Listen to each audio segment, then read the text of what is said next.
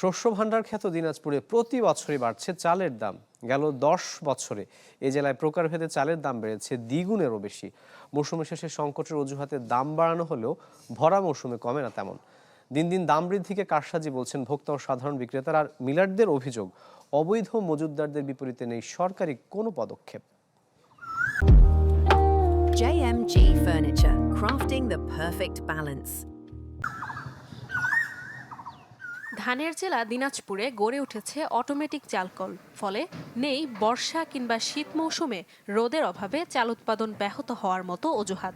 তবুও সময়ে অসময়ে লাফিয়ে বাড়ছে চালের দাম।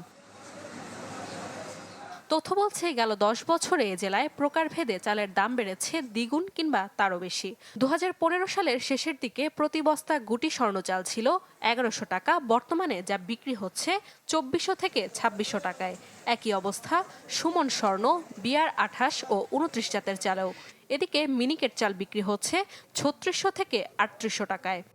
বস্তাপতি বাড়লে 100 টাকা 50 টাকা বাড়ে, যখন কমে তখন 10 টাকা 5 টাকা 1 টাকা 2 টাকা এইভাবে কমে।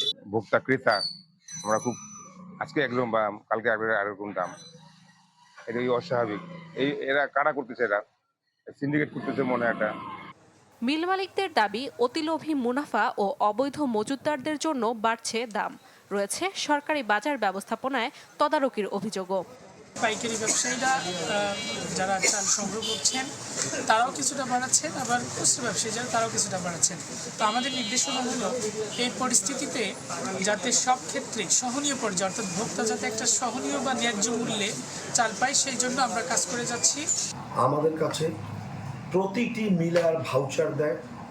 ওই সকল খুচরা ব্যবসায়ীদের দোকানে যদি চেক করা যায় তার তোমাদের ক্যাশ মেমো দেখাও।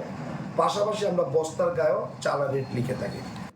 তবে খাদ্য বিভাগ বলছে বাজার ব্যবস্থাপনা ঠিক রেখে অবৈধ মজুতদারদের বিরুদ্ধে নিয়মিত অভিযান পরিচালনার কথা।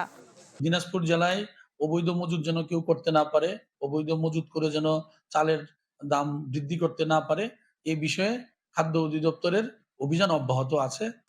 চলতি মৌসুমে জেলায় মোট 8টি অভিযান চালিয়েছে ভোক্তা অধিকার সংরক্ষণ অধিদপ্তর ও খাদ্য বিভাগ। Desk report, channel 24।